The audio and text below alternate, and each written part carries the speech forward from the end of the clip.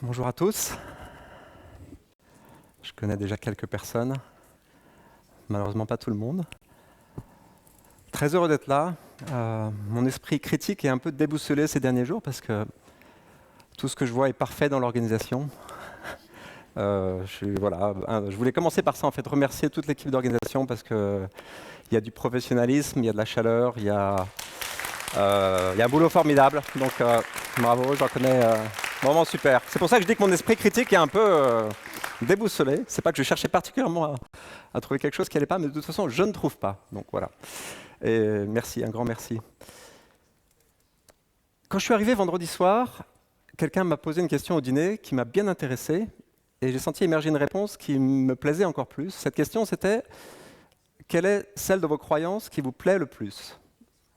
Et la réponse qui a émergé, c'est, et j'avais même un petit peu d'émotion, c'est la croyance que le pont auquel je rêve depuis presque 15 ans, peut-être même plus de 15 ans, pour lequel j'ai revendu mon entreprise en lâchant tout, et que pendant longtemps je ne croyais pas vraiment possible, eh bien, ce pont il est en train de prendre naissance, il est en train d'émerger.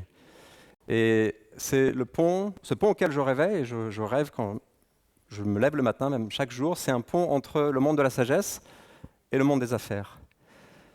Alors, je suis très heureux que Monique soit intervenue sur la sagesse dans la fonction publique et le monde politique, parce que c'est des mondes que je ne connais pas et sur lesquels j'ai du mal à parler, mais qui m'intéressent profondément. Donc, j'ai appris beaucoup de choses. Mais mon propos, ça va être plus sur le monde de l'entreprise, le monde des affaires. Voilà, et ça se complète, je pense que ça va se compléter assez bien. Alors, pourquoi parler de deux mondes? Parce que ça a été mon expérience pendant longtemps que j'étais presque partagé entre deux mondes. Je ne dis pas que je suis né dans le monde des affaires, mais presque, c'est-à-dire dans ma famille, tout le monde est dans l'entreprise quasiment. J'ai fait une école de commerce, donc en étudiant, j'étais déjà dedans. J'ai commencé dans une entreprise d'insertion parce que je voulais donner à mon action le plus de sens possible, donc en travaillant avec des jeunes en difficulté qui étaient trop loin de l'emploi. Et puis après, pas mal de gens m'y ont dit: mais quand est-ce que tu as commencé un vrai boulot, une vraie carrière? J'ai eu le tort de me laisser influencer. Je suis parti dans l'entreprise plus traditionnelle, cadre, commercial, responsabilité de filiale en Asie, en expatrié, et ensuite créé ma propre entreprise à Hong Kong.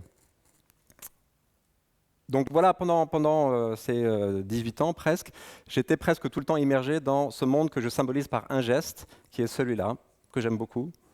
Voilà, pour moi, ça c'est le geste, c'est ce que j'ai appris de plus beau en entreprise, et ce qui fait aussi la force pour moi de l'entreprise, c'est ça.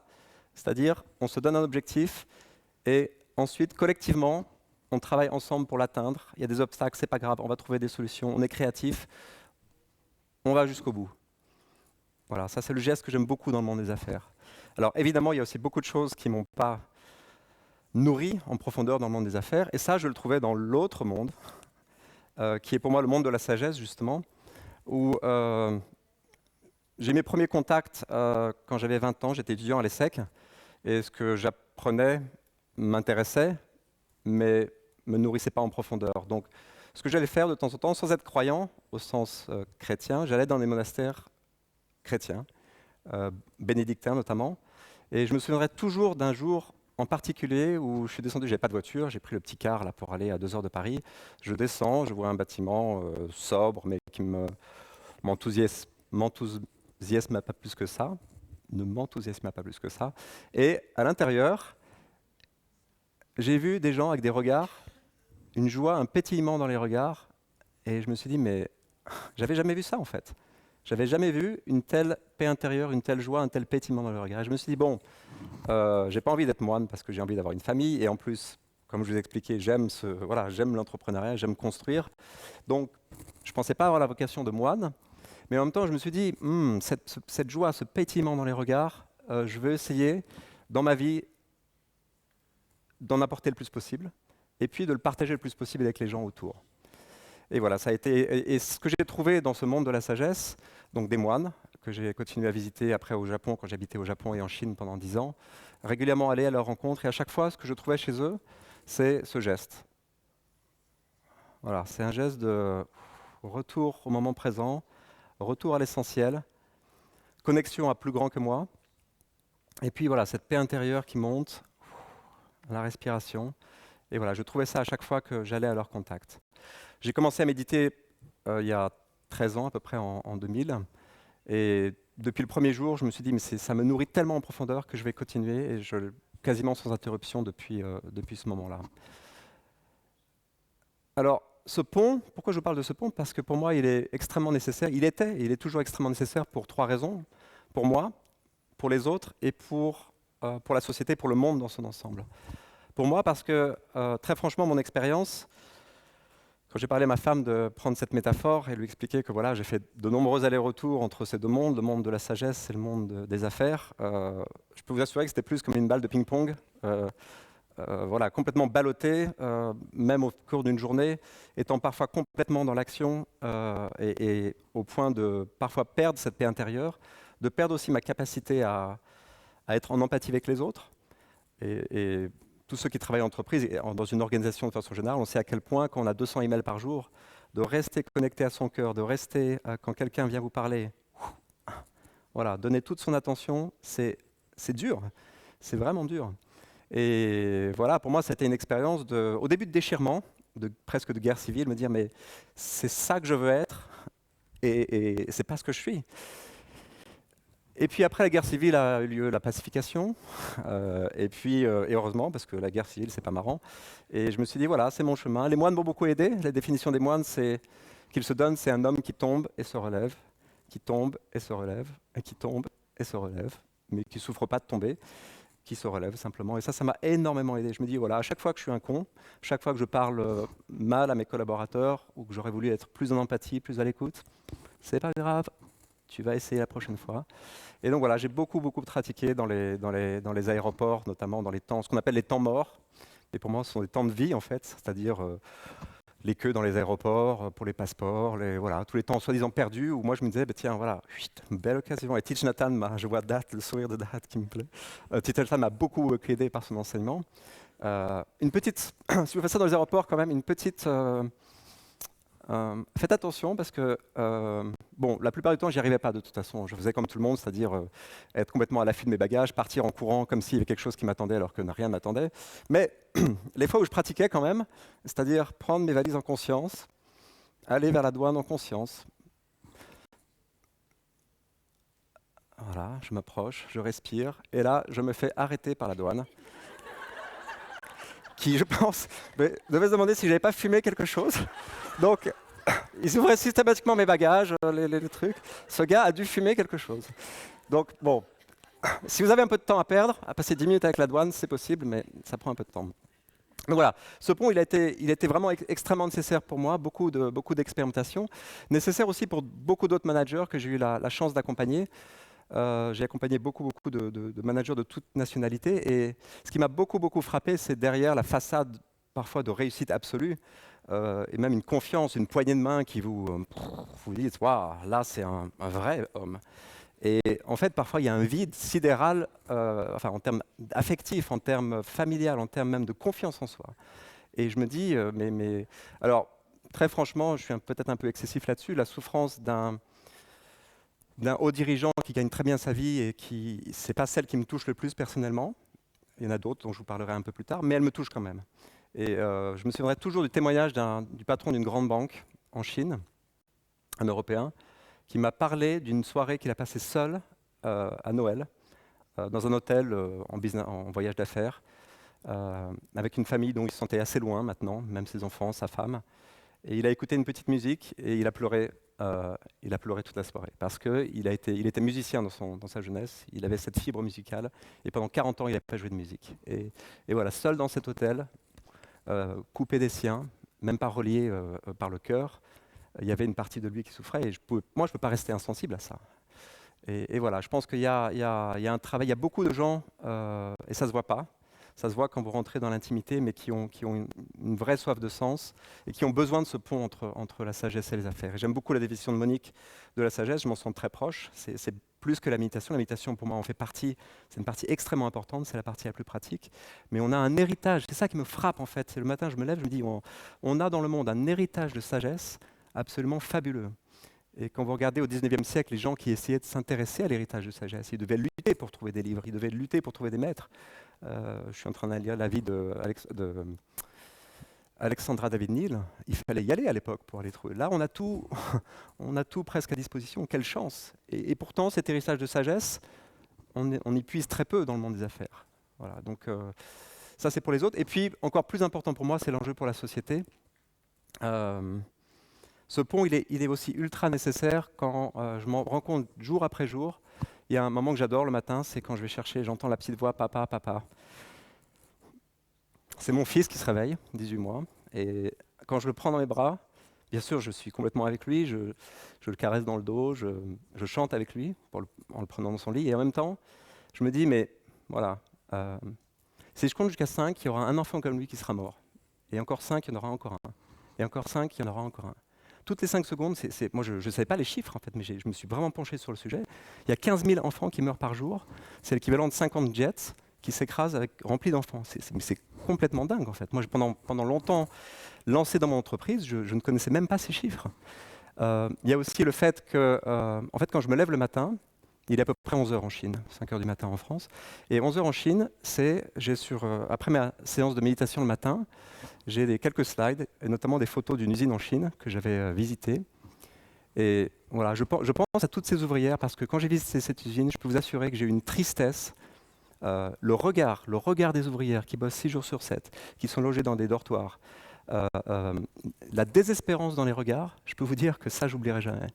Et parce qu'il y a quand même une risque d'oublier, je fais ces slides le matin et je me dis, mais voilà, il est 11 heures chez eux, elles sont dans l'usine et elles bossent. Et fondamentalement, je suis convaincu qu'un patron qui a une pratique régulière de la méditation, qui se relie à un enseignement de sagesse, il pourra pas laisser faire ça. Voilà, c'est ma conviction profonde parce qu'on est trop en empathie. Moi, quand je visite cette usine, je me dis, si jamais dans cette usine, c'était ma femme, ma fille, ma mère, ma sœur qui était à ce poste-là, avec ce regard dans les yeux, non, moi je ne laisserais jamais faire ça. Donc voilà, c'est ce pont, en fait, je pense qu'il peut aider beaucoup de décideurs qui ont envie, qui ont cette soif d'absolu, cette soif de sens, de façon très pratique. Souvent, il y a une intention, mais on ne sait pas comment s'y prendre. Et ce monde de la sagesse paraît trop loin, trop abstrait, on ne sait pas simplement comment y aller. Et du côté d'ailleurs du monde de la sagesse aussi, et je le vois avec beaucoup de gens qui ont énormément apporté, beaucoup me disent « oui, mais moi je ne sais pas comment parler aux gens de l'entreprise » ou « j'ai peur de parler de mots qui me tiennent à cœur comme amour, compassion, j'ai peur que ça ne passe pas ». Et voilà, je pense que des deux côtés, il y a besoin de ce pont pour que ceux de ce côté-là, pardon, aussi le monde de la sagesse ici, mais se sentent plus à même d'aller témoigner de ce qui est important pour eux vers ce monde-là, et que de ce côté-là, du côté du monde de l'entreprise, on soit plus ouvert à se dire, tiens, qu'est-ce que je vais pouvoir aller puiser comme ressources, comme nourriture intérieure pour venir diriger mes équipes ou mon entreprise.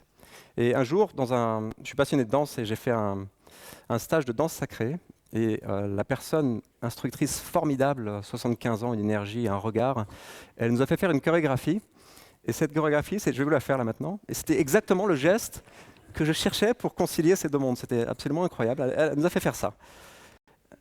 Voilà, donc elle nous a fait faire ce geste. Voilà. Et ça repartait comme ça.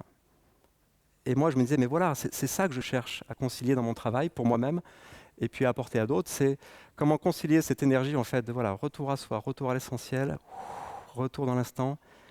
Là, il y a un point d'inflexion où il y a un enthousiasme, il y a aussi une créativité, il y a une autre façon de voir les choses, il y a une action juste qui émerge, et on repart dans l'action. Et là, on a une autre qualité de présence, on a aussi des priorités qui sont différentes. Et ça, c'est vraiment le cœur du travail que j'ai envie de porter en entreprise. Ce qui me passionne, en fait, ce qui me passionne vraiment avec les décideurs, c'est qu'une fois comme ils sont câblés pour l'action, une fois qu'il y a quelque chose qui switch à l'intérieur, ils repartent vraiment dans l'action avec la même énergie, le même talent qu'ils mettaient à construire ou développer une entreprise pour viser la croissance la plus forte possible, pour avoir des objectifs purement de performance économique. Donc voilà, ils vont utiliser leur talent de la même façon, mais pour un objectif qui va mieux prendre en compte la façon dont ils managent, comment ils mettent l'humain au cœur de l'entreprise. Ils vont mieux prendre en compte l'aspect environnemental, l'aspect social. Et juste un exemple pour que ce soit plus concret. L'autre jour, j'ai fait une conférence et quelqu'un est venu me voir Et j'aime beaucoup cet exemple parce que ça peut répondre aussi aux gens qui se disent oui, mais le MBSR, c'est moins profond que les enseignements de sagesse traditionnels. Et moi, je ne suis pas du tout d'accord. J'ai fait le programme MBSR pour le comprendre de l'intérieur, même si je médite depuis 13 ans. Et cette personne, chef d'entreprise, est venue me voir en me disant écoutez, je voulais témoigner. Je lui dis je vous écoute, je suis toujours intéressé par les témoignages. Il me dit écoutez, j'ai commencé il y a 1 an, j'avais des douleurs énormes dans le dos. J'étais en permanence dans le stress. Et j'ai acheté un livre de John Kabat-Zinn avec un CD, celui avec la voix de Bernard Giraudot. Et j'ai commencé à écouter. Et tous les jours, je l'ai fait depuis, ça ne m'a pas lâché. Mes douleurs ont disparu. Je me sens beaucoup plus apaisé, plus à l'écoute, plus relié à mes collaborateurs. Et surtout, par rapport à l'aspect environnemental, il m'a dit, j'ai commencé à mieux comprendre mes enfants qui me bassinaient avec leur perspective environnementale. Il se trouve que dans son business, il utilise beaucoup de produits toxiques, donc qui sont toxiques pour la Terre. Et il m'a dit, mais pour la première fois, j'ai compris ce qu'il voulait dire. Et on a commencé à parler. Et maintenant, je commence à à chercher des produits moins toxiques. Et je suis allé sur son site, après la rencontre, pour regarder. Effectivement, sur la homepage, il y a voilà, cet engagement de dire cette entreprise utilise les produits les moins toxiques possibles par rapport à... Nous sommes encore en recherche d'autres, mais voilà. Donc j'ai senti vraiment cet homme en mouvement. Et à partir de cette pratique, de ce geste-là, il est reparti dans l'action. Il n'est pas parti se couper du monde. Il continue dans son entreprise, mais avec une qualité de présence et avec des priorités différentes. Voilà pourquoi je suis passionné par ce pont. Alors, je vous disais tout à l'heure, ma croyance, c'est que je crois que c'est vraiment la première fois où je suis aussi convaincu que voilà, il se passe quelque chose d'essentiel, que ce pont est vraiment en train de prendre forme. Il y a plusieurs signes. Je voulais parler de 3 signes en particulier. Il y en a plein d'autres. Et le fait qu'il y ait autant d'interventions de qualité et que vous soyez là, c'est aussi un autre signe. 3 signes. Par vidéo, je vais appeler notre ami, c'est pas un ami, mais Bill Ford, PDG de Ford, arrière-petit-fils du fondateur, que j'ai vu en live. Ça, c'était à San Francisco, la conférence Wisdom 2.0, donc la sagesse 2.0, sagesse à l'heure digitale. Il est interviewé par Jack Canfield, qui est l'auteur de Après l'extase, la lessive, un livre plein de vie. Et voilà, donc ça dure juste 2 minutes. Ah oui, parce que ça va être en anglais. Bill Ford ne parle pas très bien français pour l'instant. Peut-être qu'il parle d'ailleurs, je ne sais pas. Voilà, ça dure 2 minutes, je vous laisse, c'est pour moi un premier témoignage.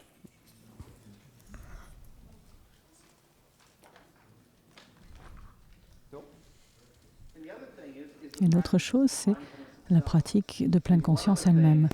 Une des choses qui m'ont aidé pendant les périodes les plus difficiles, il y a 5-6 ans, quand je sentais vraiment qu'on allait tout perdre, j'étais dans mon lit et je me disais, qu'est-ce que ce serait en fait de tout perdre?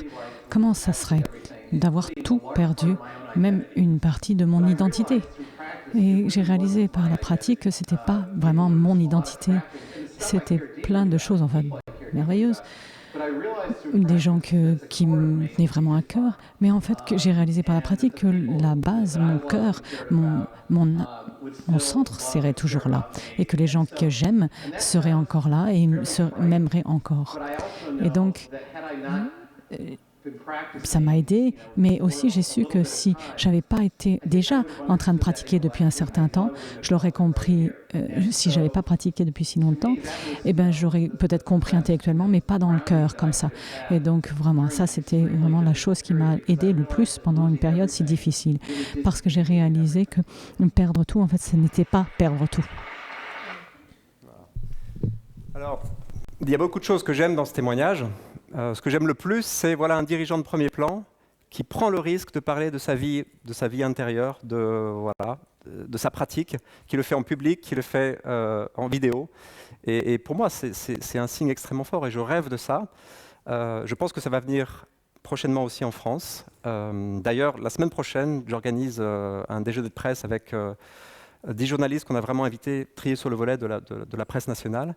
Et je leur ai proposé de venir rencontrer 4 décideurs qui ont une pratique régulière de la méditation. Un membre de comité exécutif d'un grand groupe, un chef de PME du BTP et 2 autres chefs d'entreprise, et Thierry Marx qui est chef au Mandarin oriental. tous y pratiquent la méditation et ils vont venir témoigner. Je veux que les journalistes aussi puissent se rendre compte de ce que c'est qu'un décideur qui médite, et que ce n'est pas juste pour être moins stressé. Et pour faire écho à Bill Ford, ce sont des gens qui prennent c'est courageux de leur part, parce qu'on va voir leur nom dans la presse, il y a encore des préjugés par rapport à ce que c'est que la pratique de la méditation, mais je pense que le courage est en train de monter de la part des décideurs pour s'engager, c'est leur façon de s'engager aussi. Deuxième signe qui me rend extrêmement confiant, c'est les 60 décideurs que je suis allé rencontrer dans le cadre de ce livre. Je suis allé rencontrer 60 décideurs dans le monde qui ont une pratique régulière de la méditation. Dedans, il y a des chrétiens, des musulmans, des bouddhistes, des athées. Peu importe leur pratique exacte, mais ils ont tous cette pratique quotidienne de la méditation. Et ce qui est très positif pour moi là-dedans, c'est que même ceux qui sont rentrés avec cet angle d'être moins stressés, un angle très utilitaire en fait, j'ai vu à l'œuvre vraiment cette même logique que celle que je vous ai décrite pour ce patron qui utilisait des produits toxiques. C'est que voilà, au bout d'un moment, le cœur s'ouvre, il y a une vraie réflexion sur le rôle qu'on donne à son ego dans le management de son entreprise. Il y a une vraie réflexion sur le rôle qu'on joue dans la société en tant que dirigeant ou manager. Et c'est un signe d'espoir formidable pour moi. C'est qu'il y a vraiment cette dynamique qui se met à l'œuvre. Troisième signe positif, c'est j'ai été contacté il y a à peu près 3 mois par une des plus grandes entreprises françaises, en fait le 18e employeur mondial avec 400 000 personnes, et qui est venu me voir avec encore un petit peu de réserve par rapport au mot méditation, mais il l'employait quand même. Ils étaient curieux, ils étaient dans une optique d'ouverture. Et voilà, depuis 3 mois, on travaille avec eux, avec un programme pilote autour de mindfulness, méditation, bien-être, harmonie intérieure des équipes et puis créativité. Donc un programme assez expérimental qui est évalué par Dominique Steller de l'école de management de Grenoble pour vraiment en créer ce qui fonctionne le mieux. Et voilà, ce qui me rend... Alors je mentionne le nom de l'entreprise parce qu'ils m'ont explicitement autorisé à le faire, sinon je ne le ferais pas. Ils sont d'accord pour qu'on puisse parler de leur expérience. Voilà, c'est extrêmement positif pour moi des entreprises qui a priori n'étaient pas spécialement... c'est pas dans leur culture du tout, mais arrivent avec un esprit de curiosité et surtout une intention saine, une intention un peu comme Dad parlait pour Casino, de ne pas juste mettre un pansement sur... D'ailleurs, ils n'ont pas de problème de stress particulier. C'est une entreprise dans laquelle il y a une culture assez saine déjà. Mais voilà, ils sont curieux de ce que ça peut générer comme positivité dans l'entreprise. Alors, voilà les signes qui me rendent confiant. Dans la dernière partie de mon intervention, je voulais vous parler de ce qui peut bloquer maintenant peut-être pour l'émergence de ce pont. Et puis, qu'est-ce que c'est en fait concrètement aussi que ce pont? Quelles sont les différentes briques que je vois moi maintenant? Et bien sûr, il y en a beaucoup d'autres qui peuvent être vues. Je vais juste parler de celles que j'envisage pour l'instant. Alors, les obstacles, j'en vois, il y en a peut-être plusieurs. Un qu'on me cite souvent et on me dit oui, mais alors c'est gentil tout ça, mais enfin, c'est quand même une minorité de décideurs qui est intéressée par cet aspect. Et c'est vrai, je pense que c'est encore vrai. Maintenant, il y a des travaux qui sont extrêmement encourageant de ce point de vue-là, notamment un livre que j'aime beaucoup qui s'appelle The Tipping Point, donc le point de bascule en français, qui fait le parallèle entre les changements sociaux, par exemple, et les épidémies. Il montre de façon extrêmement brillante que les changements sociaux majeurs ne se sont pas produits quand 50% des personnes se sont engagées, ni même quand 30% des personnes se sont engagées. Et donc, il parle d'un seuil, d'un point de bascule au-delà duquel, justement, tout bascule. Il prend par exemple l'épidémie, la réduction du crime à New York dans les années 90. Le crime a été fortement réduit, non pas quand 50% des délinquants ou des criminels se sont réunis en disant « bon, écoutez, on va arrêter nos trucs ». Non, la police a travaillé sur quelques leaders, quelques personnes clés avec lesquelles ils ont engagé une dynamique et la vague est repartie comme ça. Et je pense que c'est extrêmement inspirant. Parfois, je me lève le matin, je me dis, mais enfin, c'est complètement dingue ton truc. Voilà, changer la culture en profondeur, la façon dont on fait du business, parce que c'est ça en fait. Je pense que depuis 2 siècles, on a appris à faire du business d'une façon qui est complètement coupée de la sagesse. Et maintenant, il est temps d'inventer de nouveaux modes de business. Donc, ça paraît complètement dingue, mais en même temps, quand vous pensez à cet effet de seuil, se dire, en fait, il ne faut pas convaincre ou enthousiasmer 50% des décideurs. 10, 15, 20% peuvent suffire. Et concrètement, d'ailleurs, dans ma vision, la vision que je défends, je pense qu'il va suffire dans chaque secteur d'activité d'avoir une entreprise sur 10 ou sur 5 une parmi les 5 premières ou les 10 premières de chaque secteur, qui va vraiment s'engager à la fois dans ce mouvement de donner l'opportunité à chaque personne, évidemment les non-cadres aussi, de prendre ses temps au cours des journées, de retour à soi, de respiration, et puis ensuite de réfléchir ensemble collectivement à des nouveaux modes de business qui mettent l'environnement, l'impact sur la société au cœur du business model. Quand une entreprise parmi les 5 ou les 10 de chaque secteur aura fait ça, je pense qu'il va vraiment y avoir un mouvement d'ampleur. Donc, ça, c'était le premier risque, qui, à mon avis, n'est pas un vrai risque. Il y a un deuxième risque, peut-être, qu'on mentionne aussi, et que le journaliste mentionne assez souvent, à bon droit d'ailleurs, je pense, qui est, oui, mais les dérives, enfin voilà, est-ce que ça va pas être récupéré par le système capitaliste et est-ce que finalement, on ne va pas se retrouver au même point de départ? Je ne peux pas l'exclure. J'ai tendance plutôt à faire confiance à la dynamique qui prend corps, qui habite les gens qui commencent à pratiquer. Donc, je pense qu'il ne peut pas y avoir de dérive grave, ça peut faire que du bien en fait. Mais si on réfléchit à est-ce qu'il s'agit de faire du bien ou est-ce qu'il s'agit d'avoir le plus d'impact positif possible, notamment par rapport aux enjeux sociaux et environnementaux. Je pense personnellement qu'un programme dans lequel, ça c'est ma conviction personnelle, un programme en entreprise dans lequel le top management ne serait pas impliqué du tout et serait juste au niveau intermédiaire, pourrait être très positif, mais on manquerait beaucoup en termes de possibilité d'avoir un impact plus positif, social et environnemental sur le monde. Parce que si les décideurs, si les top managers ne sont pas impliqués, revisiter, réinventer de nouveaux business models, ça va être extrêmement difficile. Donc voilà, ça c'est le deuxième. Et puis le troisième risque, en fait, alors là, il n'y a pas de projecteur, sinon j'aurais demandé qu'ils viennent là-dessus, parce que les risques, moi je les vois plus à l'intérieur de moi. Et peut-être ils sont aussi à l'intérieur de vous, parce que c'est évidemment pas que mon travail. C'est le risque, il y a plusieurs risques que je vois ici. C'est le risque de, j'aime bien l'expression en anglais, play it small, c'est-à-dire voilà, de dire, bon, à chaque fois, et je le sens, à chaque fois que je parle devant 200 chefs d'entreprise, et que je me dis, voilà, j'ai envie de parler avec le cœur, j'ai envie de parler comme je le fais avec vous aujourd'hui, je sens ce que je ne sens pas aujourd'hui, je sens une sorte de contraction. Je me dis, fais gaffe quand même, enfin, mesure un peu les mots, va pas aussi loin. Parce que dès que je le fais, je vois des gens qui vont se fermer, parfois il y en a quelques-uns qui partent, ça peut arriver. Et je me dis, ok, play it down, tu vois, on va essayer de réduire un peu Et en fait, j'en suis vraiment arrivé à la conclusion que c'est pas mon job de... je pense qu'il faut vraiment ne pas chercher à convaincre, mais juste témoigner de ce que notre pratique nous a apporté. Et quand on témoigne, il y a des gens à qui ça ne va pas du tout parler, ça ne les intéresse pas. Et c'est OK, c'est OK. Voilà, ça ne résonne pas du tout avec eux.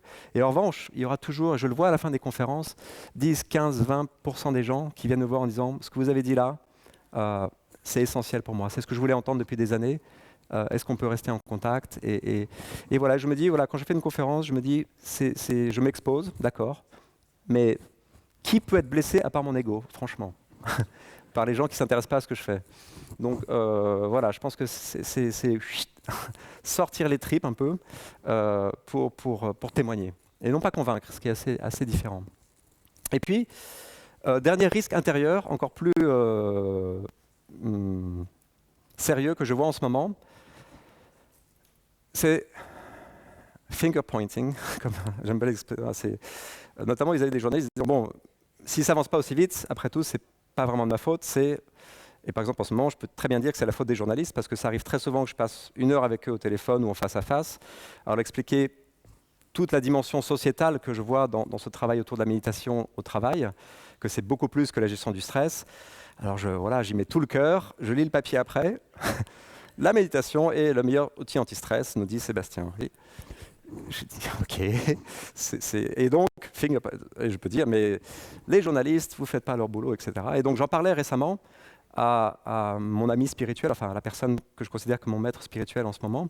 Et je lui disais, mais j'ai envie de monter le volume et de dire, d'être plus radical, quitte à ce que ça choque certaines personnes. Et voilà, je veux que le message passe. Et elle m'a rappelé ce bon, que vous devez connaître, ce bon symbole que quand vous pointez le doigt vers quelqu'un, il y a toujours 3 doigts pointés vers vous. Et elle m'a dit, OK, tu peux faire ça, c'est une option. Mais moi, je t'invite plutôt à regarder comment tu peux approfondir ta pratique de façon qu'à chaque fois que tu vas prendre la parole, que ce soit journaliste, que ce soit conférence, ce que tu vas transmettre de ton expérience va toucher beaucoup plus de monde et de façon plus authentique. En pleine face, évidemment, comme les maîtres savent souvent le faire, et elle a parfaitement raison. Et il se trouve que moi, comme je viens de ce monde-là, ma tendance, la ligne de plus grande pente pour moi, c'est OK, on y va, on va rentrer. Il y a un problème qui est que les journalistes, par exemple, ne font pas, à mon avis, leur travail, et on va... Non, peut-être pas, peut-être pas. Peut-être que mon job, en ce moment, c'est plus de moins intervenir, ou à plus à bon escient, et renforcer ma pratique au quotidien. Voilà, donc c'est ce que je voulais partager avec vous. Et alors, concrètement, il reste 3-4 minutes, non? Oh, 1, 2. Oh. Allez, je fais jouer ma frivo commerciale. 3, 4. Non. Merci. Alors, c'est ça qu'on apprend à l'école de commerce, ça ne quitte pas. Les briques du pont, concrètement.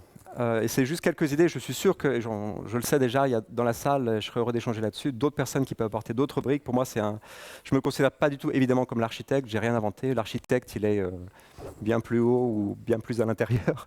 Donc, des livres déjà, quand je vois l'impact qu'a eu le livre de Sögal Rinpoche, des gens qui me disent oui, bah, les livres, ça n'a plus d'impact maintenant, les gens ne lisent plus, je pense que c'est faux. Donc les livres ont leur place. Et d'ailleurs, je travaille aussi comme conseiller éditorial pour Duno, sur cette thématique du pont entre la sagesse et les affaires. Donc si vous avez des idées de livres, n'hésitez pas.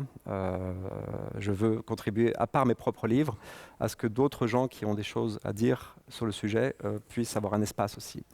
Autre brique du pont, le domaine de l'éducation et des écoles de commerce, et des écoles d'ingénieurs, les écoles qui forment les ingénieurs. Souvent, quand je travaille avec des décideurs, je me dis mais quel dommage de faire ce travail maintenant, ensemble, alors que si on l'avait fait 20 ans ou 30 ans plus tôt, on aurait économisé beaucoup de temps perdu et on aurait fait émerger beaucoup plus de richesses. Donc je pense qu'il y a un vrai chantier du côté des écoles qui forment les décideurs. Ça commence un tout petit peu à bouger, mais je pense qu'il faut aller beaucoup plus loin. Ce n'est pas mon domaine d'expertise, mais en revanche, j'ai envie de soutenir le plus possible des gens qui iront dans cette direction, qui ont envie de faire des choses dans cette direction. Le chantier, personnellement, qui me passionne le plus ces derniers temps, et dont je vais vous parler juste pour terminer, c'est celui de créer un réseau de lieux de conscience à proximité des grandes villes du monde. Le constat que je fais, c'est que ce travail dont je vous ai parlé de retour à soi, et après de repartir dans l'action avec une conscience différente et des priorités différentes, il est évidemment très difficile à faire dans une tour au 30e étage à la Défense.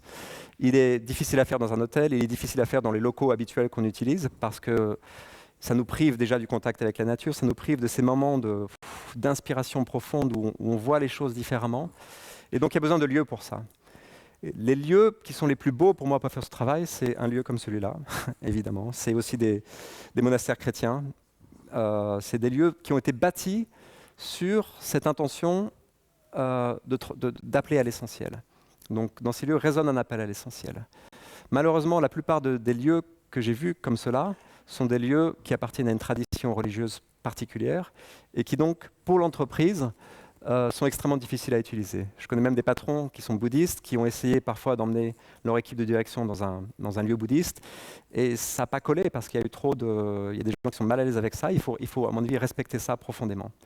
Donc je pense qu'il y a un énorme enjeu dans la décennie à venir de construire aussi des lieux de conscience laïques à proximité des centres des affaires des grandes villes du monde, 30-45 minutes maximum, de façon à ce que personne n'ait aucune excuse pour ne pas venir. Autre que ça ne m'intéresse pas. Et ça ne m'intéresse pas, c'est évidemment complètement valide. Mais à partir qu'il y a un intérêt de dire oui, mais j'ai pas le temps, attendez, c'est à 30-45 minutes, venez passer une demi-journée. Et voilà, des lieux dans lesquels résonne l'appel à l'essentiel de façon si forte que dans les premières heures où on s'y trouve, il y a quelque chose qui bouge déjà. Voilà. Et après, ce qu'on y fait, on parlera business évidemment dans ces lieux, mais on parlera aussi beaucoup de pratiques de sagesse. Voilà. Donc je travaille en ce moment sur 3 lieux, Paris, Genève et Hong Kong, qui sont pour moi 3 parmi... J'aime bien cette image de point d'acupuncture. Vous savez, en acupuncture, il y a des points et quand on appuie dessus avec une aiguille, il y a une guérison qui se met en place. Et j'aime bien la métaphore de la guérison. J'ai vécu 10 ans à Hong Kong. Pour moi, c'est une ville où il y a énormément de talent. Il y a de l'argent, il y a de l'énergie, il y a tout ce dont on a besoin. sauf de la conscience. Et une fois qu'il y aura un lieu qui permettra aux décideurs, en un temps assez court finalement, de venir travailler à l'émergence d'une conscience plus forte, à mon avis, il peut se passer des choses assez magnifiques là-bas, comme dans d'autres grandes villes. Voilà, donc c'est ce sur quoi je travaille. Et je voulais, donc encore une fois, je vais passer un peu de temps à la fin si vous voulez venir échanger vos idées, vous avez peut-être vos propres briques aussi pour le pont. Et avant de terminer, je voulais juste mentionner un autre pilier. Alors ça, c'est un pilier plus personnel pour moi pour ce pont, que je ne suis pas prêt à partager avec vous, désolé, hein, mais c'est un pilier qui est là, voilà. Je serai un peu d'émotion, c'est un pilier invisible en fait. Et c'est ma femme, en fait, elle est invisible depuis, elle est invisible sur scène à chaque fois que je parle. Elle est aussi invisible dans les conversations souvent depuis qu'elle a arrêté de travailler pour s'occuper de nos enfants. Donc les gens lui adressent beaucoup moins la parole. Quelle injustice alors qu'elle fait un travail essentiel. Mais voilà, j'aime toujours la mentionner parce que je peux vous dire, elle lit chaque ligne que j'écris, chaque article. Elle regarde toutes mes conférences. Elle fait un travail formidable, mais elle n'est jamais sur scène, sauf voilà, quand je pense à la mentionner et à chaque fois que je le peux. Donc merci. Merci pour votre attention.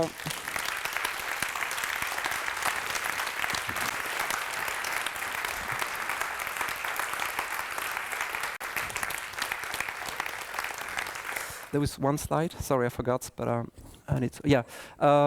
Je voulais juste vous mentionner, ça c'est 3 livres qui me paraissent extrêmement importants. Tous ces décideurs, enfin 2 des 3 décideurs méditent. L'autre, il a eu une expérience presque de transformation spirituelle. Et ce sont 3 livres qui illustrent extrêmement bien comment un décideur, une fois que ça shift à l'intérieur, peut complètement changer son business model d'une façon qui va servir le bien commun.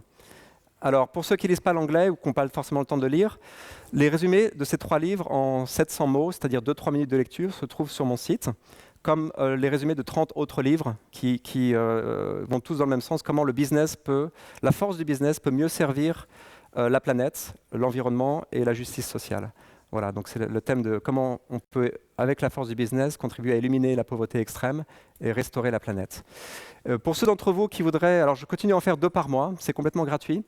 Je lis ces livres, donc de toute façon je me suis dit ça me prend 5 ou 6 heures de plus d'en faire le résumé et de l'envoyer. Donc je mettrai des feuilles sur la table là-bas, vous pouvez mettre votre adresse email et puis vous les recevrez. Et si un jour vous ne voulez plus les lire, je ne serai pas vexé si vous enlevez votre nom. Voilà, c'est à disposition. Merci. Merci Sébastien. Merci. Merci à ta femme.